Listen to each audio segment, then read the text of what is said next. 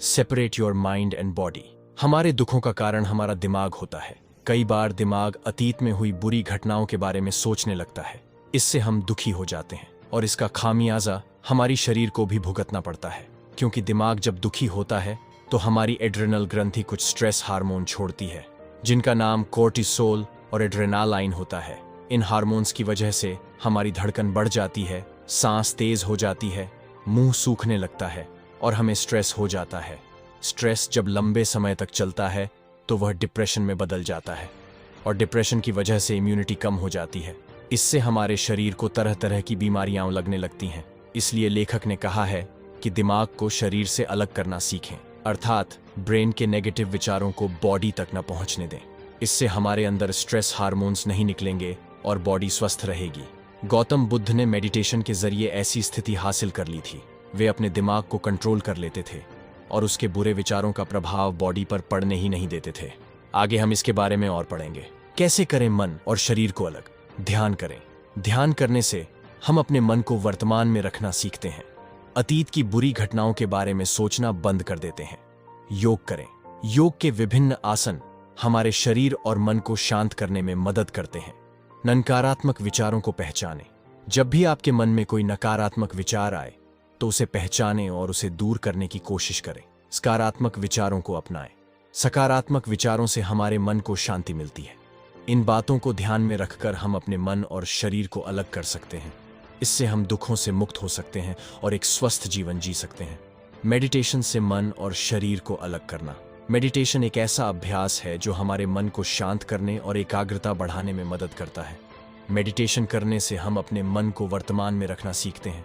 अतीत की बुरी घटनाओं के बारे में सोचना बंद कर देते हैं। इससे हमारे अंदर स्ट्रेस हार्मोन्स नहीं निकलते हैं और हमारा शरीर स्वस्थ रहता है।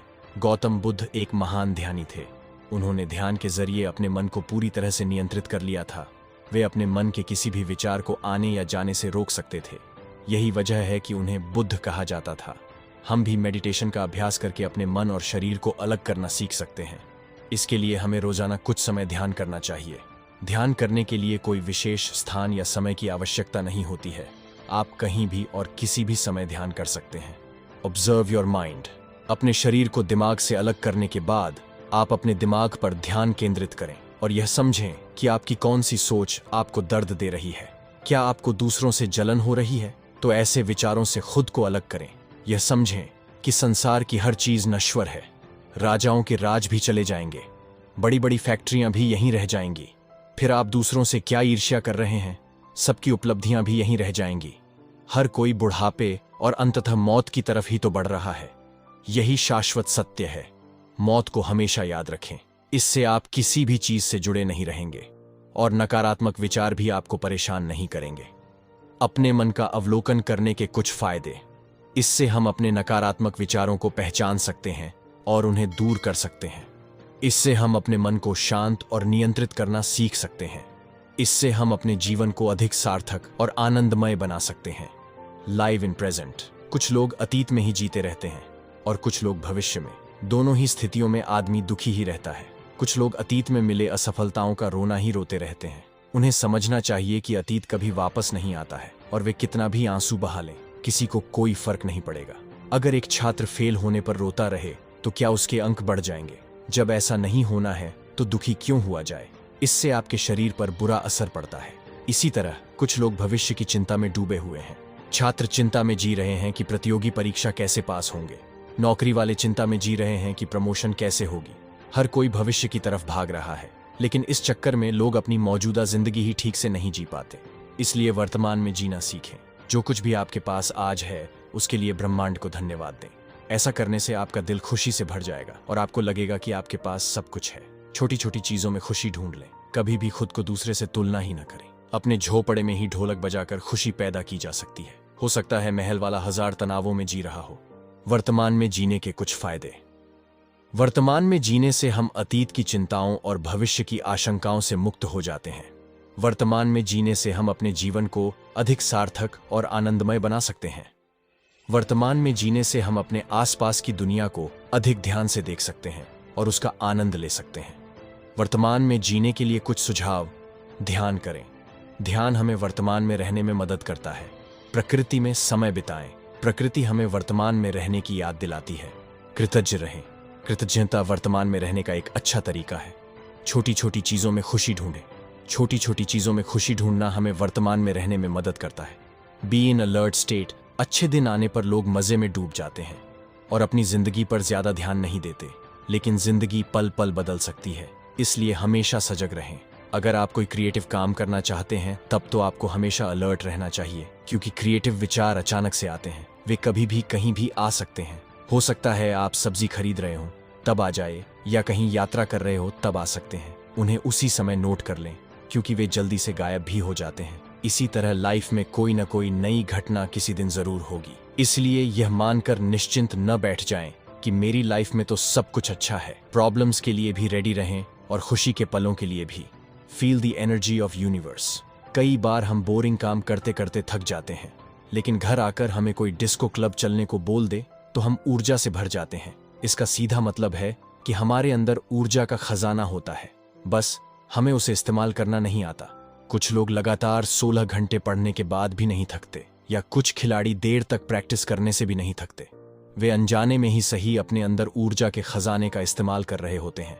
आप भी अपने अंदर ब्रह्मांड की ऊर्जा को महसूस करें। आंखें बंद करके खुद से कहें कि आप ब्रह्मांड का ही हिस्सा हैं और आपके अंदर ब्रह्मांड की ऊर्जा है। इसके साथ साथ अपना काम करते हुए खुश रहना सीखें। अपने काम में पूरा रुचि लें। इसे किसी पुरस्कार से भी लिंक कर लें। साथ ही कर्म को पूजा मानें। उसे करते हुए आपको सच में आध्यात्मिकता का एहसास होना चाहिए। हर काम मुस्कान के साथ करें। इन सब तरीकों से आपके अंदर की ऊर्जा कभी भी कम नहीं होगी। ब्रह्मांड की ऊर्जा को महसूस करने के कुछ तरीके। ध्यान करें। ध्यान करने से हम अपने अंदर की ऊर्जा को महसूस करना सीख सकते हैं। प्रकृति में समय बिताएं। प्रकृति हमें ब्रह्मांड की ऊर्जा से जोड़ती है। सकारात्मक विचार रखें। सकारात्मक विचार रखने से हमारी ऊर्जा का स्तर बढ़ता है। अपने काम में खुश रहने के लिए कुछ सुझाव। अपने काम का उद्देश्य समझें। जब आप अपने काम का उद्देश्य समझते हैं तो आपको उसमें खुशी मिलती है। अपने काम में चुनौती ढूंढें। चुनौतीपूर्ण काम करने से आपको संतुष्टि मिलती है। अपने काम में दूसरों की मदद करें। दूसरों की मदद करने से आपको अच्छा लगता है और आपका मन खुश रहता है। ब्रह्मांड की ऊर्जा अनंत है। हम सभी इस ऊर्जा का हिस्सा हैं, बस हमें इसे महसूस करना सीखना है। जब हम अपने अंदर ब्रह्मांड की ऊर्जा महसूस करते हैं तो हम थकान, तनाव और निराशा जैसी नकारात्मक भावनाओं से मुक्त हो जाते हैं। हम अपने लक्ष्यों को प्राप्त करने में सक्षम होते हैं और एक खुशहाल और सफल जीवन जीते हैं। Accept the tragedies. जरा सी मुसीबत आने पर बहुत से लोग सोचने लगते हैं, हे भगवान, मेरे साथ ही ऐसा क्यों होता है। लेकिन यह एक नेगेटिव स्टेटमेंट है जो हम अपने दिमाग को दे रहे हैं, और इससे दिमाग बेहद डिमोटिवेट हो जाता है। फिर वह अपनी तरफ और प्रॉब्लम्स आकर्षित कर लेता है।